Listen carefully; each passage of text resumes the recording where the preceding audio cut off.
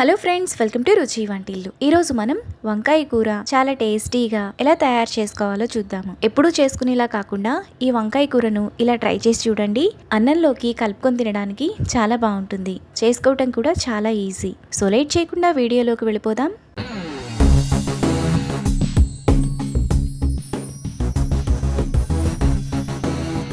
ముందుగా ఈ వంకాయ కూర చేసుకోవడానికి స్టవ్ మీద ప్యాన్ పెట్టుకొని అందులో 1 టేబుల్ స్పూన్ పల్లీలు వేసుకొని ఫ్రై చేసుకోవాలి.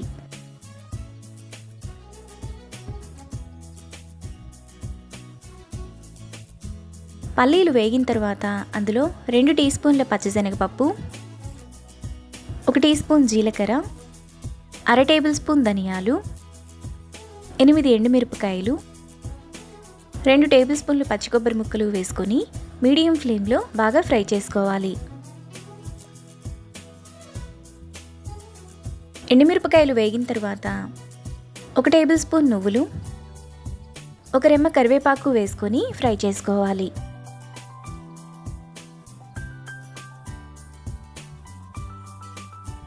దినుసులన్నీ వేగిన తర్వాత వాటిని ఒక ప్లేట్లోకి తీసుకొని చల్లారనివ్వాలి.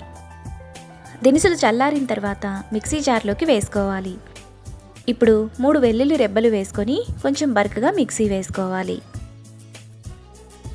పొడిని ఈ విధంగా కొంచెం బరకగా వేసుకొని పక్కన పెట్టుకోవాలి. ఇప్పుడు స్టవ్ మీద ప్యాన్ పెట్టుకొని 1 టేబుల్ స్పూన్ ఆయిల్ వేసుకోవాలి. ఆయిల్ వేడైన తర్వాత 1/2 టీ స్పూన్ ఆవాలు, 1/2 టీ స్పూన్ జీలకర్ర వేసుకొని ఫ్రై చేసుకోవాలి. పోపు వేగిన తర్వాత సన్నగా తరిగిన ఒక పెద్ద ఉల్లిపాయ, 1 రెమ్మ కరివేపాకు వేసుకొని ఫ్రై చేసుకోవాలి. ఉల్లిపాయలు ఇలా వేగాక 1/2 కిలో వంకాయలను కడిగి ఇలా చిన్న చిన్న ముక్కలుగా చేసుకొని వేసుకోవాలి. ఇప్పుడు టేస్ట్కి తగినంత ఉప్పు వేసుకొని మీడియం టు హై ఫ్లేమ్లో వంకాయలను బాగా వేగనివ్వాలి. వంకాయ బాగా ఇలా ఉడికిన తర్వాత 1/2 టీ స్పూన్ పసుపు, ముందుగా మనం మిక్సీ వేసుకున్న పొడి వేసుకొని పొడంతా వంకాయకు పట్టేలా 1 నిమిషం పాటు బాగా కలుపుకోవాలి.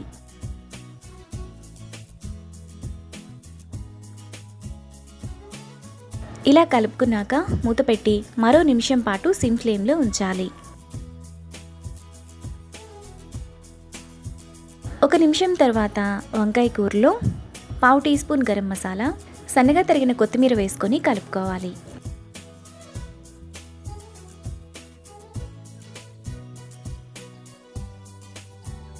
మనకు చాలా టేస్టీగా వంకాయ కూర రెడీ అయిపోయింది.